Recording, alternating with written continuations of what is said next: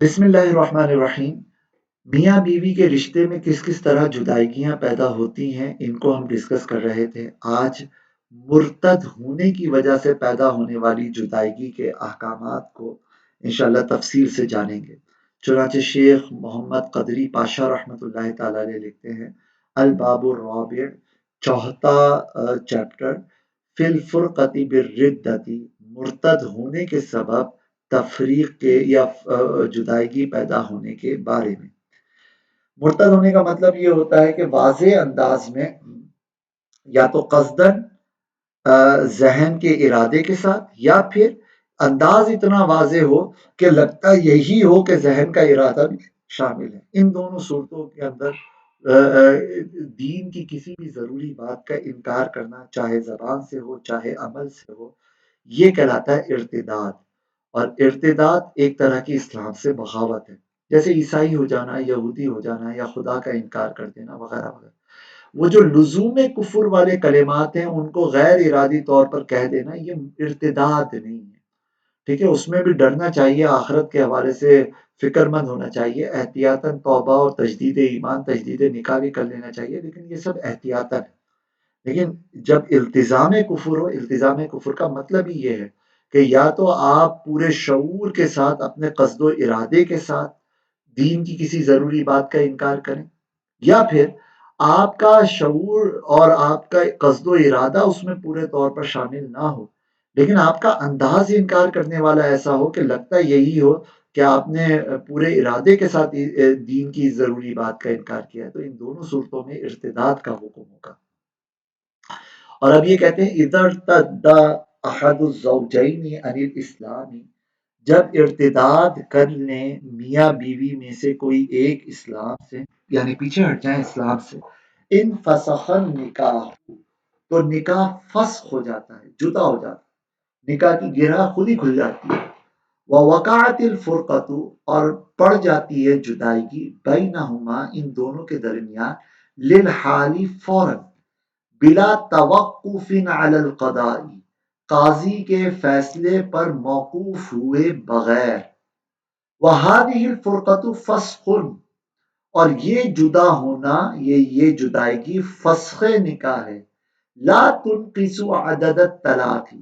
نہیں کمی پیدا کرتی ہے یہ جدائیگی طلاق کی تعداد میں، یعنی یہ طلاق نہیں ہے۔ اوکے، یہیں سے آپ کو سمجھ میں آ گیا ہوگا کہ فسخ نکاح اور طلاق میں ایک بہت بڑا فرق یہ ہوتا ہے کہ محض جو فسخ نکاح ہے اس سے شوہر کے تعداد طلاق کے اختیار میں فرق نہیں پیدا ہوتا، لیکن جو اس نوعیت کا فسخ ہے جو طلاق کے حکم میں ہے، تو اس سے پھر تعداد طلاق کے اندر فرق ہوتا ہے، فرق پیدا ہو جاتا ہے۔ پہلے 3 کا اختیار تھا، اب 2 کا رہ جاتا ہے، 2 کا تھا تو 1 کا رہ جاتا ہے، وغیرہ وغیرہ۔ کہتے ہیں الحرمت بالردۃ، مرتد ہونے کے سبب حرمت پیدا ہوتی ہے، ترتفع، اور ختم ہوتی ہے یہ حرمت، بارتفاع السبب، اس سبب کے ختم ہونے کے ساتھ، الذی احدثها، کہ وہ جو پیدا کیا تھا اس سبب نے اس مرتد ہونے کو، یعنی جس کلمہ کفر کو کہنے کے سبب بندہ مرتد ہوا تو اس کی وجہ سے عورت حرام ہو گئی۔ اب جب عورت حرام ہو گئی، اگر یہ شخص اس سے توبہ کرتا ہے تو اب وہ حرمت ختم ہو جائے گی، ٹھیک ہے، لیکن اب عورت حلال ہے، اور اب یہ اس سے نکاح کر کے دوبارہ سے رشتہ قائم کر سکتے ہیں، آئیڈیا ہوا۔ اسی طرح عورت مرتدہ ہو گئی تھی تو بھی ایک حرمت پیدا ہوئی، لیکن عورت نے پھر توبہ کر لی تو پھر ایسی صورت کے اندر جو ہے یہ دوبارہ عورت حلال ہوگی، اور اب یہ لوگ آپس میں دوبارہ رجوع یا نکاح، نئے نکاح وغیرہ کے ذریعے سے ایک ساتھ رہ سکتے ہیں۔ اس کی ڈیٹیل ابھی آگے بتاتے ہیں۔ کہتے ہیں اذا جدد المرتد اسلامہ، جب نئے سرے سے لائے مرتد شخص اپنے اسلام کو، یعنی تجدید ایمان کرے، جاز لہو، تو جائز ہو جاتا ہے اس آدمی کے لیے، ان یجدد النکاح، کہ وہ نئے سرے سے لائے نکاح کو، کیونکہ اب تو وہ حرمت ہٹ گئی نا، کفر کی وجہ سے یہ حرمت آئی تھی، کفر ختم، اسلام آ گیا، تو اب دوبارہ نکاح کر سکتا ہے، لیکن یوں نہیں ہو سکتا کہ کفر پہ برقرار رہتے ہوئے یہ نکاح کر، یہی معاملہ عورت کا ہے۔ اب مرد نے ارتداد کیا تھا، پھر غربت پیدا ہو گئی، مرد نے توبہ کر کے اسلام لے آیا، تو اب ایک طرح کی حلت پیدا ہو گئی، لیکن اس حلت کا نتیجہ یہ ہے کہ اب وہ نئے سرے سے نکاح کر سکتا ہے۔ کہتے والمرأة فی العدۃ او بعدها من غیر محلل، اب چاہے عورت عدت میں ہو یا عدت کے بعد ہو، ان دونوں صورتوں میں یہ آدمی یہ نکاح کر سکتا ہے، من غیر محلل، حلالے کے بغیر، یعنی کوئی حلال کرنے والا شوہر الگ سے نہیں چاہیے، بلکہ یہ عورت سے براہ راست نکاح کر سکتا ہے۔ کہتے ہیں وَتُجْبَرُ الْمَرْأَةُ عَلَى الْإِسْلَامِ، اور مجبور کیا جائے گا عورت کو اسلام لانے پر، یعنی کوئی عورت ہے اس کو شوہر سے جدا ہونا ہے تو وہ جھوٹ موٹ کی جو ہے نا اس نے ارتداد کر لیا، تو ایسا نہیں ہے، ارتداد اگر وہ کر بھی لے گی تو بھی اس کو مجبور کیا جائے گا اسلام لانے پر۔ وہ تجدید نکاحی، اور اب بھی نئے سرے سے نکاح کرنا ہوگا، یعنی جب وہ عورت اسلام لے آئے تو پھر وہ نئے سرے سے نکاح کرے گی اپنے شوہر کے ساتھ، بِمَہْرٍ یسیر، لیکن بڑے معمولی مہر کے ساتھ، کیونکہ اس سچویشن میں تو جرم عورت کی طرف سے ہے نا، کہ عورت نے کفر کا کلمہ کہا ہے یا عورت مرتد ہوئی ہے، تو یہ دو الگ الگ صورتیں ہو گئی کہ مرد مرتد ہو یا پھر عورت مرتد ہو۔ تو مرد مرتد ہو گیا تو عورت پھر عدت گزار کر وہ آزاد ہے، کہیں پہ بھی نکاح کر سکتی ہے، لیکن اگر مرد توبہ کر لے تو عورت حلال ہو جائے گی، اور مرد اور عورت آپس میں چاہیں تو نکاح کر سکتے ہیں، لیکن اگر مرد جو ہے نا عورت نہ چاہے تو اب وہ پھر مرد دوبارہ اس سے نکاح نہیں کر سکتا۔ ہاں یہ ہے کہ عورت کو ذرا سا زور دیا جائے گا، اس پہ ہلکا پھلکا جبر کیا جائے گا کہ بھائی کر لو، تم جو ہے نا اپنے شوہر سے غلطی ہو گئی اس کو نظر انداز کرو، اور اس غلطی کو نظر انداز کرنے کے لیے یہ بھی کہا جائے گا کہ بھائی ٹھیک ہے ایک معمولی مہر رکھ لو۔ کہتے وَهَذَا مَا لَمْ يَكُنْ طَلَّقَهَا ثَلَاثًا، یہ سارے احکامات اس صورت میں ہیں کہ جبکہ نہ دی ہو شوہر نے طلاقیں تین، وہی فی العدت، اس حال میں کہ وہ عورت عدت میں ہو، وہو بدیار اسلامی، اور اس حال میں کہ وہ مرد جو ہے دار الاسلام میں ہو، ففی هذه صورتی، تو اگر وہ تین طلاقیں دے دیا اور اس کے بعد مرتد ہو گیا تو پھر اس صورت میں تو تحرم علیہ حرمتا مغیاتا بنکاح زوج آخر، تو ایسی صورت میں تو یہ عورت حرام ہو جائے گی اس شوہر پر ایک ایسی حرمت کے ساتھ کہ وہ حرمت ختم ہوگی ایک دوسرے آدمی سے نکاح کرنے کے ذریعے، وہ وہی حلالے کی صورتیں آ جائیں گی کیونکہ بیچ میں تین طلاقیں آ گئی، تو یہ بائنہ کبرا ہو گئی۔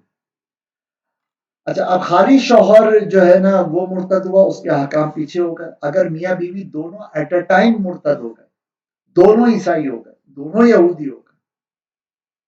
یا ایک عیسائی ہوا چند دنوں بعد دوسرا بھی عیسائی ہو گیا، تو کیا حکم ہوگا؟ کہتے ہیں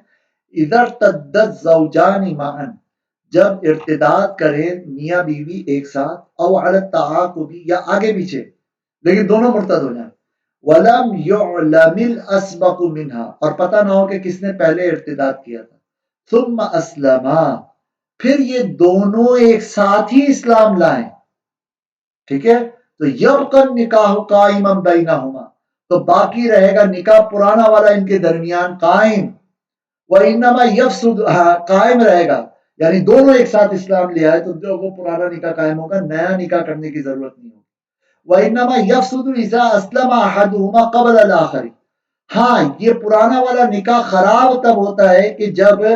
توبہ کر کے ایک بندہ پہلے اسلام لائے اور دوسرا مطلب اسلام نہ لایا ہوا ہو، تو پھر ایسی صورت کے اندر ایک مسلمان اور ایک کافر کے درمیان نکاح بچتا ہی نہیں ہے، تو پھر ایسی صورت میں یہ نکاح خلاص ہو جائے گا، اب نیا نکاح کرنا پڑے گا۔ آئیڈیا ہوا؟ تو اس کا مطلب یہ ہوا کہ دونوں ایک ساتھ مرتد ہوئے تو ان دونوں کا نکاح ایک ساتھ پیچھے ہٹ گیا، دونوں ایک ساتھ اسلام لیا تو وہ نکاح وہی پرانا والا نکاح دوبارہ آگے آ گیا،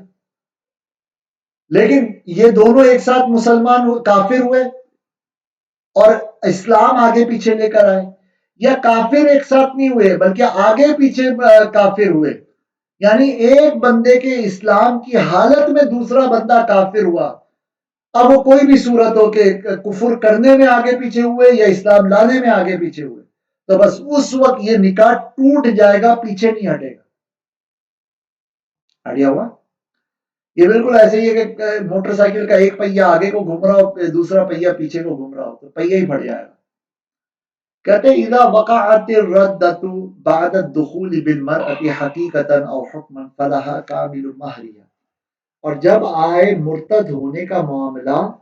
عورت کے ساتھ حقیقی یا حکمی طور پر فزیکل ریلیشن قائم ہونے کے بعد، حقیقی طور پر تو فزیکل ریلیشن ہی قائم ہوا، اور حکمی طور پر کا مطلب یہ کہ خلوت صحیحہ ہوئی لیکن ایکسٹریم لیول کا فزیکل ریلیشن قائم نہیں ہوا، تو ان دونوں صورتوں میں جب ارتداد آئے گا تو فلاحا کامل مہریہ، تو اس عورت کے لیے اس کے مہر کا پورا مہر لاگو ہو جائے گا، سواء رکعت الردۃ منہا او من زوجہا، اب برابر ہے کہ یہ مرتد ہونے کا معاملہ اس عورت کی طرف سے ہوا ہو یا اس کے شوہر کی طرف سے ہوا، لیکن پرانے نکاح کی بنا پر اس عورت کو اس کا پورا مہر ملے گا۔ کہتے ہیں اذا وقعت الردۃ قبل الدخول، ہاں اگر مرتد ہونا پایا گیا دخول سے پہلے، فَإِنْ كَانَتْ مِنْ قِبَلِ الزَّوْجِ، تو اب اگر یہ مرتد ہونے کا معاملہ تھا شوہر کی طرف سے، یعنی شوہر مرتد ہوا تھا، فَلَهَا نِصْفُ الْمَهْرِ الْمُسَمَّى،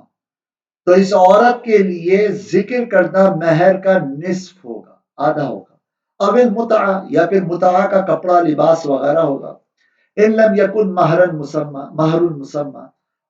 اگر مہر کو کچھ طے نہیں کیا گیا تھا تو مہر طے نہیں ہوا تھا تو پھر اس کو متع ملے گا، متع وہی کپڑا وغیرہ ہوتا ہے، اور اگر مہر طے ہوا تھا تو جو طے ہوا تھا اس کا آدھا ملے گا، وَإِنْ كَانَتْ مِنْ قِبَلِهَا، اور اگر یہ مرتد ہونا پایا گیا اس عورت کی جانب سے، فَلَا شَيْءَ لَهَا مِنَ الْمَهْرِ وَلَا مِنَ الْمُتْعَةِ، تو نہیں ہوگی کوئی چیز اس عورت کے لیے مہر میں سے اور نہ ہی متع میں سے، ظاہر ہے اب جرم اور جنایت جو ہے عورت کی طرف سے پائی گئی۔ کہتے ہیں اذا مات المرتد فی عدت المرأة المسلمة، اور جب مر جائے مرتد مسلمان عورت کی عدت میں، فإنها، تو بے شک ایسی صورت میں، تریثہ، وارث بنے گی وہ عورت اس مرتد کی، سواء ارتد فی حال صحتہ، برابر ہے کہ ارتداد کیا تھا اس شوہر نے اپنے صحت مند ہونے کی حالت میں، او فی مرض موتہ، یا اپنی مرض وفات میں، تو اس کا مطلب یہ ہوا کہ شوہر مرتد ہوا تو ظاہر نکاح ختم ہوا، اور یہ فسخ نکاح ہوا تو عورت جو ہے وہ عدت میں آ گئی، ابھی عدت مکمل نہیں ہوئی تھی، اور عورت تو مسلمان ہے نا، اور وہ مرتد شوہر مر گیا ایکسیڈنٹ میں، گولی لگ کے، گر کر، یا بیماری سے، تو ان تمام صورتوں میں اس عورت کو اس مرتد شوہر کی وراثت میں سے حصہ ملے گا۔ okay؟ آخری مسئلہ اس سلسلے میں یہ ہے کہ اذا ارتدت المرأة، جب ارتداد کرے عورت، فَإِنْ كَانَتْ رِدَّتُهَا فِي مَرَضِ مَوْتِهَا، تو اگر ہو اس کا مرتد ہونا اس کے مرض وفات میں، او ماتت وہی فی العدت، یا پھر مر جائے وہ عورت اس حال میں کہ وہ عدت میں تھی، یریثها الزوج المسلم، تو وارث بنے گا اس عورت کا شوہر، مسلمان شوہر، وَإِنْ كَانَتْ رِدَّتُهَا وَهِيَ فِي الصِّحَةِ، اور اگر وہ عورت مرتد ہوئی تھی اس حال میں کہ وہ صحت مند تھی، وَمَاتَتْ مُرْتَدَّةً، اور پھر وہ مرتد ہوئی صحت کی حالت میں اور مر گئی اسی مرتد ہونے کی حالت میں، فَلَا نَصِيبَ لَهُ فِي مِيرَاثِهَا، تو نہیں ہے کوئی حصہ اس شوہر کا اس عورت کی وراثت میں، یہ سب بیت المال کے حق میں ضبط ہو جائے گا۔ اوور آل یہ احکامات ہم نے جدائیگی کے ڈسکس کر لیے، امید ہے یہ بالکل سیدھے سیدھے مسئلے تھے، ان کی صورتیں کلیئر ہو گئی ہوں گی، اللہ پاک برکتوں سے نوازے، آئندہ انشاءاللہ ہم عدت کے احکام کو تفصیل سے ڈسکس کریں گے۔